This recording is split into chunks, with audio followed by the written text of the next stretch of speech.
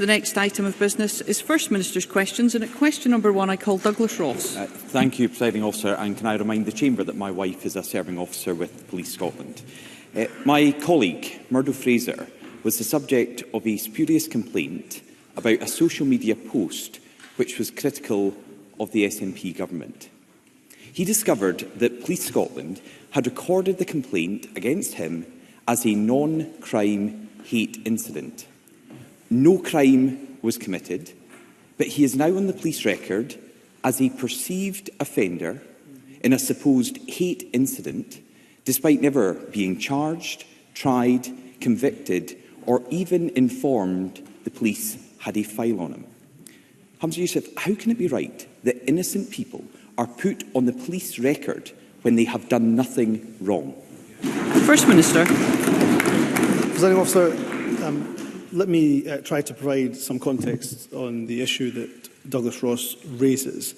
I think it is important that when we're talking about hatred, hate crime, or indeed the Hate Crime Public Order Act, that we do so in a way that is not just considered, but also ensures that we stick to the facts. So let me try to provide some context on the issue that Douglas Ross references. Firstly, let us remember that the recording of non-crime hate incidents has come as a direct result of the Stephen Lawrence inquiry. It was contained within recommendations, 12 to 17, of the Macpherson report.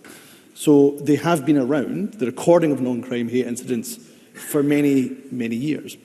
Secondly, as well as being around for many years, non-crime hate incidents are recorded, non-crime incidents are recorded for other incidents as well that don't meet a criminal threshold, such as, for example, for domestic abuse incidents. And I don't know if Douglas Ross is suggesting or not that he doesn't think that domestic abuse incidents shouldn't be recorded if they don't meet a criminal threshold, or whether it's just in relation to hate crime or not. Thirdly, let me be clear that, of course, the Hate Crime Act is not yet in force, so there's nothing within the Hate Crime Act that changes how hate crime, or indeed a non-crime hate incident, is recorded. Let me, if I can, make that point by quoting Professor James Chalmers, who is well known to this chamber. He says, and I quote, "Such recording, in terms of non-crime hate incidents, is a long-standing feature of police practice. Communicating clearly just how little the Act changes is essential to avoid undue fears about its impact and any attempts to abuse it." Lastly, Presiding Officer, because I know this is a substantial issue, that notwithstanding this, Police Scotland have made it clear last year, and again they've made it clear because of recent press inquiries, that they will be reviewing how non-crime hate incidents are recorded, cognizant of the changes that have been made in England and Wales. So I go back to the central point that I started with, Presiding Officer, that there is far too much hatred. We all accept that in our society. We all should come together in order to help to tackle it. And I would urge the Conservatives in particular, notwithstanding legitimate questions that Douglas Ross asks, to come together in that effort to support the Act and support a zero-tolerance approach to hatred in our society. Douglas Ross. But we all have a zero-tolerance approach.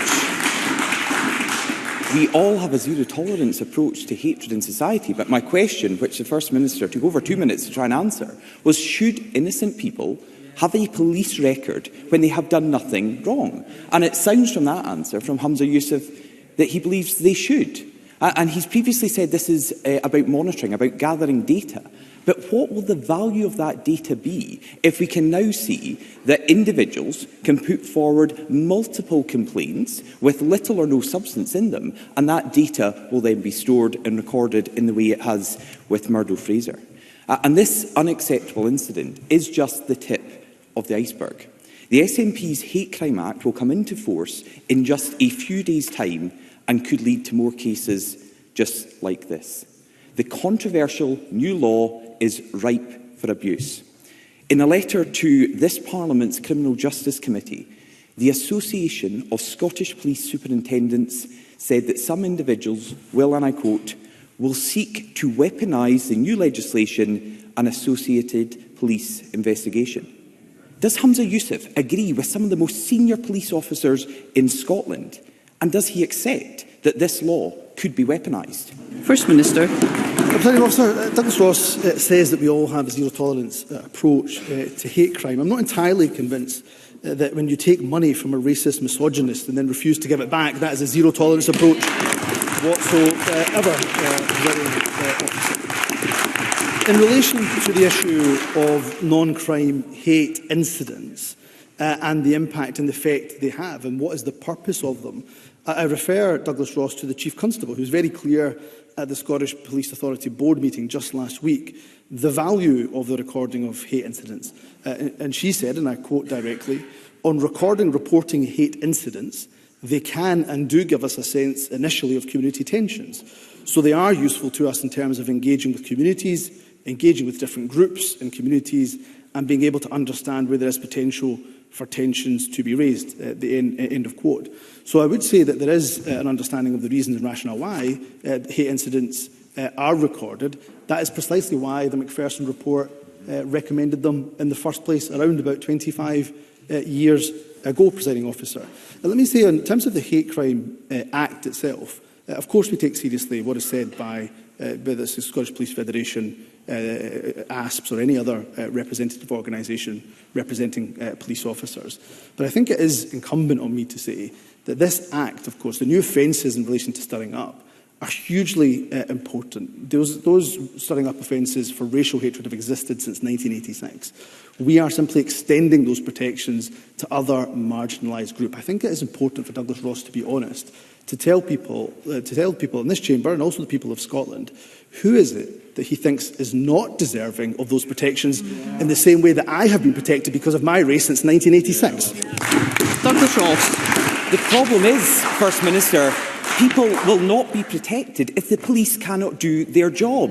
We have warnings week after week from officers on the front line, from the Police Federation and now from the Association of Scottish Police Superintendents. Their line at the top of their letterhead says, representing the operational leaders of the police service in Scotland, they are giving as stark a warning as possible to this SNP government that the bill is flawed. It is not going to do what MSPs who supported it wanted it to do. And those warnings are being ignored by Humza Yousaf. But let's see if he will also ignore others on this. Katharina Casper is the chair of the Scottish Police Authority's Complaints and Conduct Committee. She said an investigation itself can become a punishment which may have a chilling effect on the freedom of expression. And Humza Yousaf has directed his comments today at me as Conservative leader and the Conservative Party. What does he say to one of his most senior SNP MPs, Joanna Cherry KC? She said this, and I quote, "For many, the process will be the punishment. Being under police investigation will be stressful, costly, damaging to reputations and could lead to problems in the workplace. Presiding Officer, the police should not be dispatched to people's doors to check their thinking." Doesn't the First Minister recognise the chilling effect his law will have on free speech?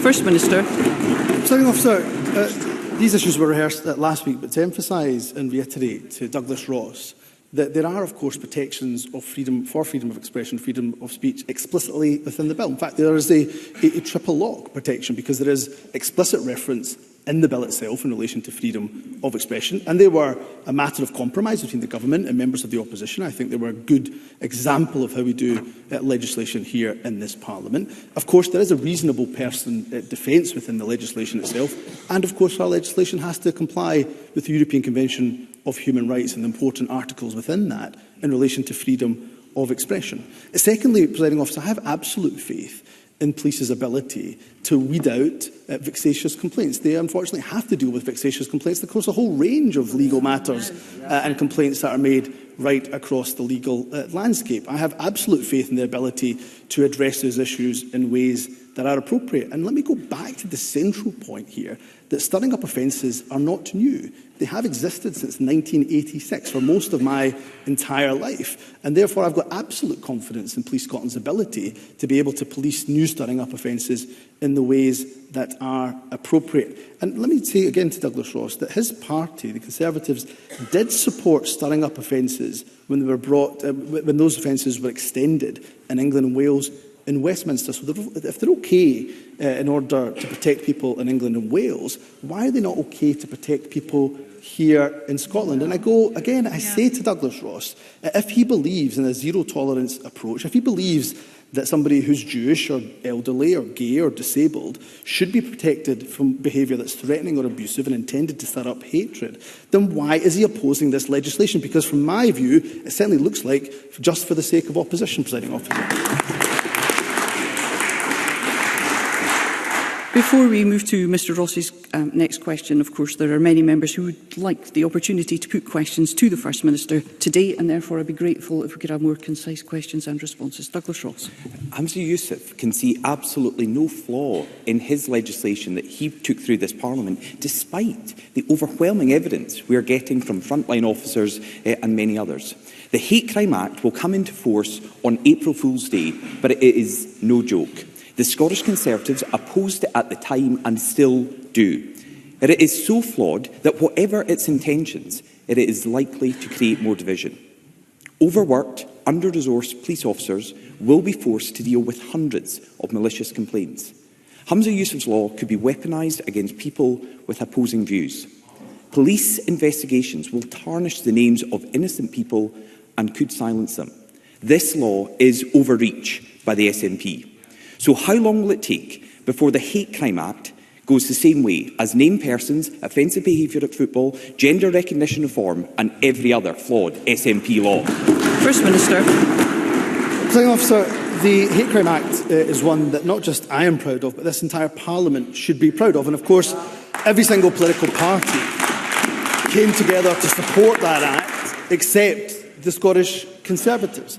And why should they be proud of it? They should be proud of it because it was supported by a number of groups that represent some of the most marginalised in our communities. The Scottish Council of Jewish Communities stated, and again I'll quote, that they support the bill, strongly support the introduction of this new offence, that's a stirring up offence, and its application across all protected characteristics. Why is it important? Well, it's important because Lord Brackadale, who led the independent review, which then of course helped us to develop the Hate Crime Act, said that stirring up of hatred may lead to violence or public disorder. It may incite people to commit offences such as assault. He called it conduct that is morally wrong.